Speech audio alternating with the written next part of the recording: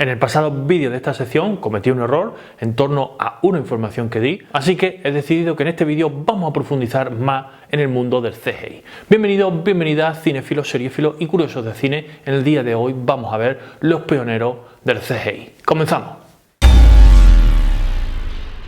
Como os digo, en el pasado vídeo de esta sección cometí un error y dije que Jumanji fue la primera película de CGI y no es así. Jumanji sí que tiene un avance tecnológico que luego veremos, pero realmente no fue la primera en CGI, y esto es algo que realmente a mí me chocó, porque sí que tenía entendido que Tron fue la primera película que se rodó en CGI, pero en este caso la información que yo tenía, la información que yo manejaba estaba mal, así que vamos a corregirla, y en este caso, a partir de este error, vamos a iniciar lo que es una mirada hacia los pioneros del CGI. Vamos a ver primero la empresa de Industrial Light and Magic y luego vamos a ver el resto de empresas dentro de estos pioneros del movimiento digital, de la creación de imágenes por ordenador y de la creación de edición por ordenador, etcétera, etcétera. Pero como Industrial Light and Magic tenía relación directa con Jumanji y Jumanji tenía relación directa con el pasado vídeo, pues vamos a empezar por ahí.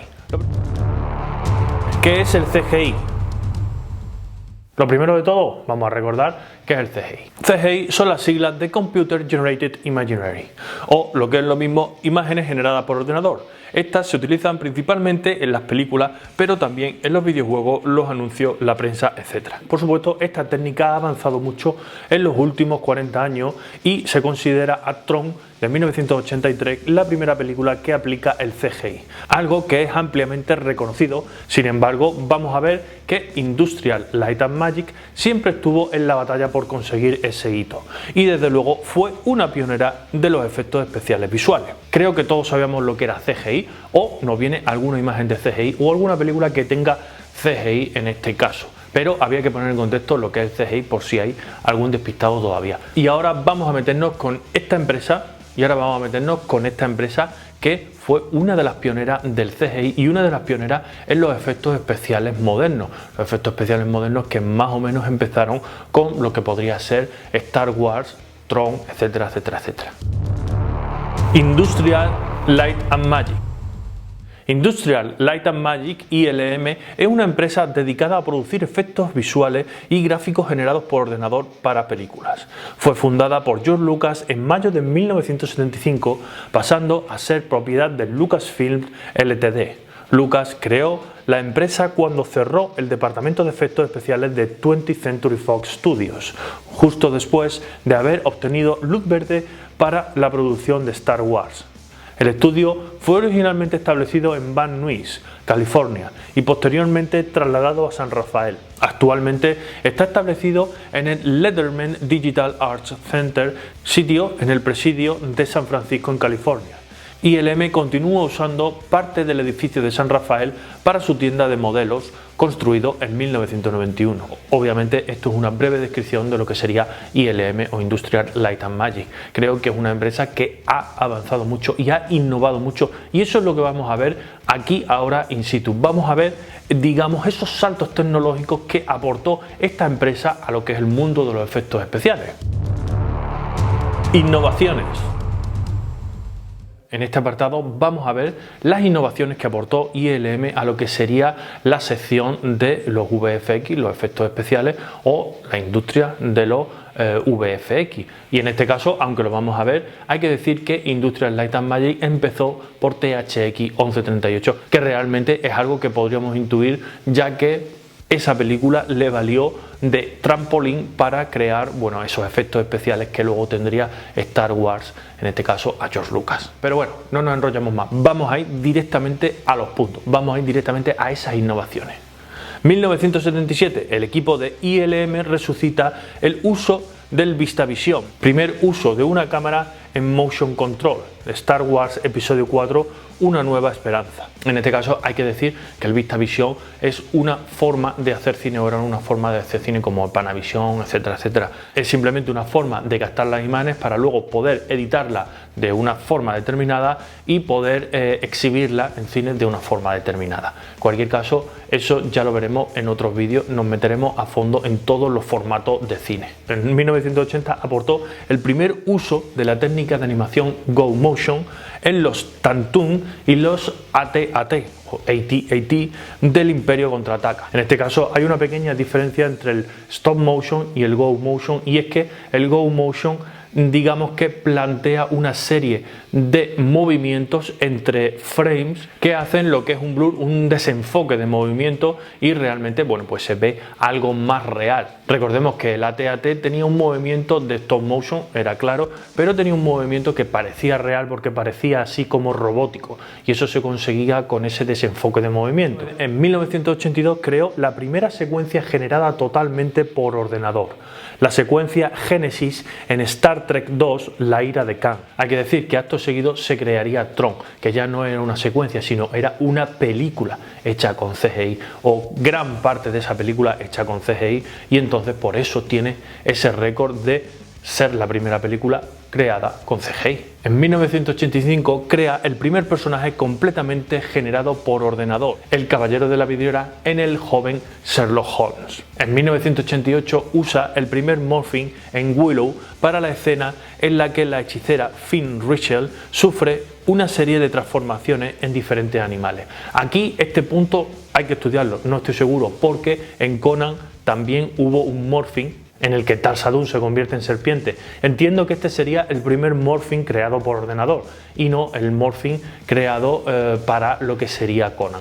Eso lo veremos en los próximos vídeos en los que repasemos otras empresas pioneras con respecto a los VFX o los efectos especiales visuales, y veamos cómo usó ese morphing la película de Conan, si fue a través de un entorno digital o fue a través de un entorno mecánico. En 1989 consiguió el primer personaje generado con gráficos en 3D, que fue el pseudópodo de Abyss.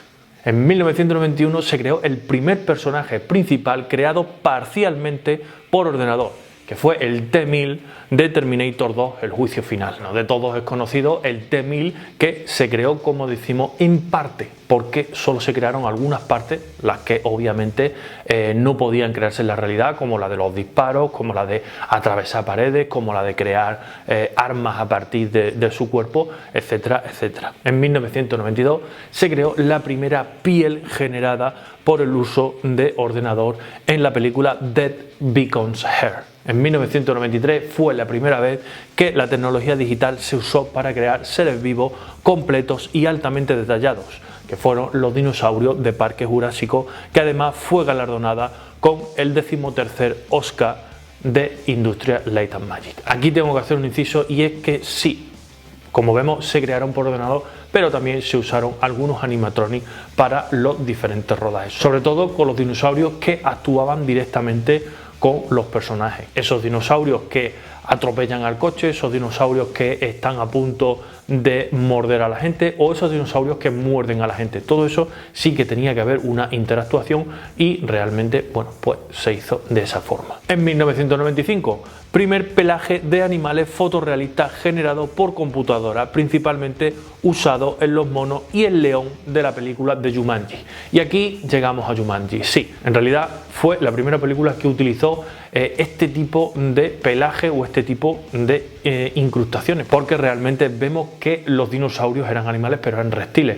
Entonces este realismo o esta inclusión de animales realistas en lo que sería la escena podría ser la primera inclusión de lo que podría ser un efecto especial real. Pero bueno, también eso lo veremos en otros vídeos. Lo que sí está claro es que fue, digamos, una interactuación directa entre animales y hombres, y en este caso el récord que ostenta Jumanji es, digamos, la creación de ese pelaje directamente creado por ordenador. 1996, el primer personaje principal completamente generado por ordenador, Draco de Dragon Heir. Bueno, en este caso pues tampoco hay duda, el primer personaje principal. Como estamos viendo, aquí tenemos que hacer hincapié en los enunciados y ver qué es cada cosa y qué récord ostenta cada uno de los puntos de estas películas. 1999, primer personaje creado por computadora con anatomía humana, Imhotep en La momia. Como vemos, cada año o cada 2 años dábamos un salto sustancial en lo que sería la tecnología o las innovaciones dentro del mundo del CGI.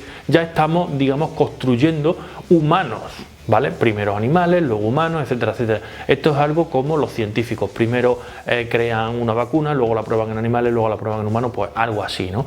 En este caso vamos pasando de una imagen generada por ordenador a morphing, a luego animales generados por ordenador, dinosaurios, luego a personajes secundarios y luego pues a personajes primarios y luego, bueno, pues personajes que realmente se pueden derivar en figuras humanas. En el año 2000, Industrial Light and Magic creó el formato de imagen OpenEXR. Este formato es súper importante para lo que sería posteriormente el workflow que utilizamos en lo que sería la creación de efectos especiales visuales.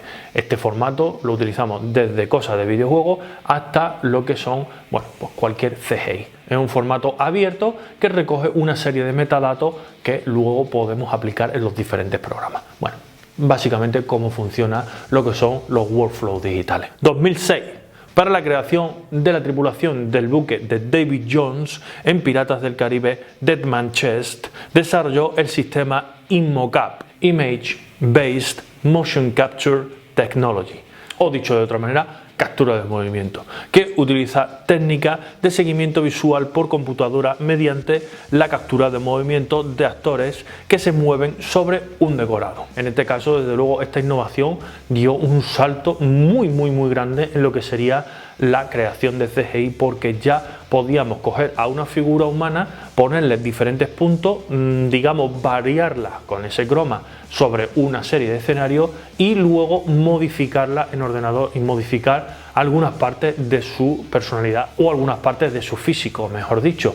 En este caso, pues podríamos conseguir diferentes aliens, en este caso podríamos conseguir diferentes criaturas, como por ejemplo luego fue Gollum, también podríamos conseguir superhéroes como Hulk, etcétera, etcétera, etcétera. 2011 fue la primera película animada producida por ILM, que fue la película de Rango. Y atentos, en 2019, primer uso de renderizado en tiempo real con un Real Engine y pantallas LED digitales como escenario virtual, conocido como Stagecraft o The Volume en The Mandalorian. Esta técnica desde luego todavía no ha explotado, pero sí se ha usado ya en varias series y Mandalorian obviamente fue la pionera.